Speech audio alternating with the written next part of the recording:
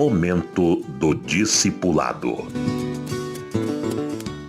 Eu quero falar do ponto de vista estratégico, coletivo e do ponto de vista individual. A multiplicação é o alvo do discipulado, mas isso depende de Deus. Então, do ponto de vista de cada um de nós, o que importa é sermos fiéis a Deus e não nós, por nós mesmos, apresentarmos muitos frutos. Se a gente vai dar 10 por 1, 20, 30 por 1, 60 por 1, 100 por 1, depende de nós, mas depende de Deus. O Senhor quer que sejamos fiéis no pouco. Quem vai nos colocar sobre o muito é Ele. Mas, por outro lado, isso não significa que cada cristão possa parar, se acomodar e esperar que Deus faça os resultados aparecerem por si sós. Os resultados não vão aparecer por si sós, somente se nós estivermos atuando. O apóstolo Paulo diz em 1 Coríntios 3 que nós somos lavoura de Deus. A lavoura é um excelente modelo de figuras para a obra de Deus. Se a gente plantar, pode ter a expectativa de colher. Se a gente cuidar da planta, a gente vai ter mais garantia da colheita. Se a gente se dedicar a plantar corretamente, a gente pode colher mais ainda. A semeadura é importante, mas o cuidado também é importante. Regar, capinar, limpar a planta do mato à sua volta, tudo isto é importante também. E depois a colheita feita com carinho também é muito importante. A lavoura, portanto, é uma figura, mas na lavoura é necessário trabalhar com produtos conhecidos. A semente tem que ser boa. Se a semente não for boa, o que vai se colher dali também não vai ser bom. A semente tem que ser boa. Então, tudo isso é figura para a igreja. A igreja de portas largas que aceita de tudo, de todo tipo de gente, porque quer ver número e faturar dinheiro, nunca vai ter um crescimento espiritual para aquelas pessoas que estão ali. Eu tenho verificado que muitas pessoas saem dessas igrejas de pescaria, de portas largas, que fazem muita propaganda e publicidade. Eu tenho visto muitas pessoas sinceras saírem de lá porque elas querem crescer espiritualmente. E lá não é lugar, elas não têm alimento, o ambiente ali não é apropriado para o crescimento espiritual. A Bíblia diz, sair de lá é ordem, sair dela, povo meu. Dela de onde? Da Babilônia. O que é Babilônia? É a religião por interesses, é a religião misturada, é a religião de portas largas, isto é Babilônia. Independente de denominação, Babilônia é um estilo de empresa religiosa que visa faturamento. Então, por que você está ali se você já identificou que aquilo é Babilônia? A ordem de Deus é você identificando que aquilo é Babilônia, saia dali. Bem, uma lavoura pode ser feita de várias maneiras. A pessoa pode largar a semente de qualquer jeito para lá, esperar que as plantas cresçam por si sós, no meio do mato.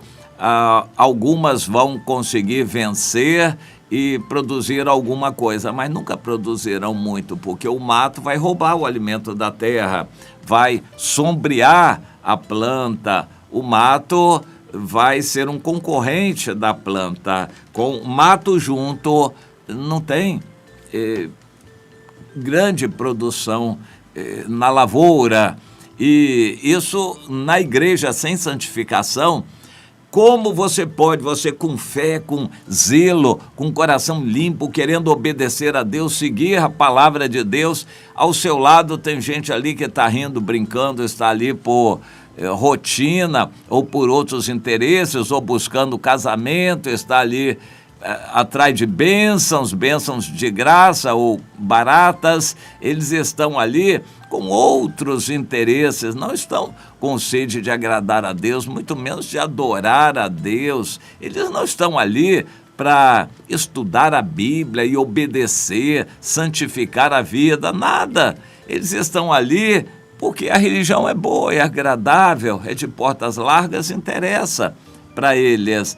Então, como você vai conseguir? Impossível não é, mas é quase impossível você ali conseguir crescer espiritualmente num ambiente contaminado. Você precisa entender isto e sair de lá. Mas tem muita gente ali. Sim, a multiplicação pela propaganda, pela publicidade de mato. Aquilo é mato. Pessoas com outros interesses, pessoas com coração impuro, que nunca são lavadas de seus pecados, elas não querem deixar o pecado. Isso é mato que acaba sufocando a planta verdadeira. Se você é um cristão que quer ser verdadeiro no meio de mato, o mato vai sufocar. Jesus diz que são espinhos, vão sufocar a verdadeira planta. Então, a lavoura é uma figura que Deus usa, mas a construção de um edifício também. A construção de um edifício não é um trabalho atabalhoado de qualquer um, de todo mundo, não é um mutirão de todo mundo construindo de qualquer jeito. Não, tem que ter ordem, um comando, uma direção, uma organização, especialização de cada um obreiro que trabalha ali, cada um veja como edifica. Tem que saber usar o material ser bom e tem que saber usar o material. Bem, tudo são figuras que a Bíblia usa. Isso significa o seguinte: não adianta você querer trabalhar uma vida que não entrou pelas portas, ela entrou pela janela. Ela não se arrependeu, não se humilhou, não deixou a vida de pecados, ela não abandonou o seu velho homem, não morreu para a velha vida. Ela continua gostando do mundo, quer a igreja, é o crente Raimundo, quer a igreja, mas um pé no mundo. E não dá para trabalhar uma pessoa assim. Pode fazer 500 reuniões que não vai mudar a vida de uma pessoa assim, porque ela não quer, ela não nasceu bem, não nasceu de novo, não foi evangelizada direito. É triste a gente ver isso. Então, o discipulado visa a multiplicação, mas tem que haver uma seleção no início. No início tem que haver uma seleção da semente, preparação do terreno. Por exemplo, você vai detectar que o terreno é todo pedregoso, vai ser mais difícil plantar ali. Você precisa arar o terreno, afofar a terra, e tem que ser uma terra boa, adubada, para poder plantar. E a semente deve ser boa. Depois tem o cuidado, regar. Isso é o discipulado. A gente vai tratar vidas com carinho, com amor, ajudando as pessoas a acertarem, consertarem a sua vida. Nós vamos fazendo isso com amor. O discipulado é amor a cada pessoa que Deus nos dá. O discipulado não é uma numerolatria. O discipulado não é numerolatria. O discipulado é amor a cada pessoa que Deus nos dá. E então, o fim, a finalidade lá na frente do discipulado é um número maior de pessoas, porque se cada cristão não se acomodar, mas trabalhar para ganhar um outro, então cada um ganhando uma pessoa, no final muitos ganhando muitos, o número aumenta e vai haver uma multiplicação quando há discipulado. O discipulado dá muito trabalho no início. Você vai ter que investir muito em uma pessoa, gastar do seu tempo e procurar essa pessoa todos os dias.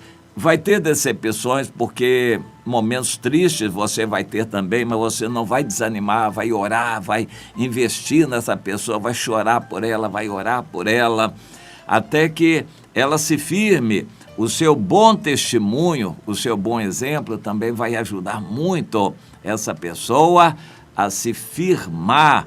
E quando ela se firmar, estiver bem firme, isso vai valer muito para você, porque vai ser uma pessoa que sabe como fazer isso com outra, porque ela mesma foi trabalhada por você. Você cuidou dessa vida, que vai dar muita alegria e satisfação. Esse modelo também existe na educação de filhos. Os pais que passam, principalmente os primeiros 5 anos de vida da criança, se dedicando, orando com eles, ensinando a obedecer, acompanhando. Esses pais vão ter muita alegria depois, porque os filhos vão ser encaminhados no caminho do Senhor, que é caminho de obediência. Há pais que acham que ensinar a criança no caminho do Senhor é levar à igreja e deixá-la na reunião de crianças da igreja. Não, isso não é ensinar a criança no caminho do Senhor. Ensinar a criança no caminho do Senhor, o caminho do Senhor é obediência. É ensinar a criança a obedecer, é participar com ela, é corrigir, ensinar, disciplinar, corrigir a criança com amor, conviver com ela, ensinar mais alguma coisa e ensinar as primeiras letras da Bíblia logo no início. E os pais que gastam tempo, investindo tempo com seus filhos menores, vão ter muita satisfação quando eles crescerem.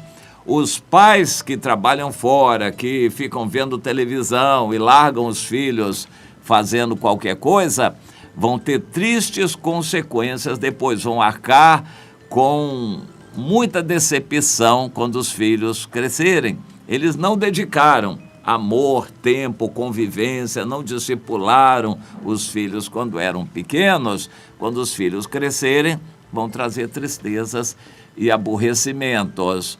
O discipulado é cuidar de uma pessoa. O discipulado não é número, é cuidar de uma pessoa. Mas nós temos que fazer isto, ensinar os irmãos a fazerem isto. Dá trabalho. É algo que vai levar tempo para fazer o fruto aparecer. Eu costumo dizer que o que cresce depressa é mato. Mato é que cresce depressa. Uma planta boa demora a crescer e ela, em geral, não cresce sozinha. No início você tem que cuidar, regar e tirar o mato em volta, proteger do sol demais. Você tem que cuidar na época de muita chuva, de muita seca.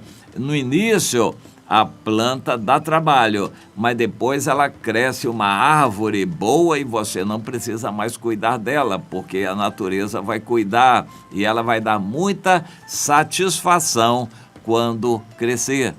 Mas no início você vai ter muito trabalho, mas é um trabalho gratificante, que traz satisfação, que traz alegria.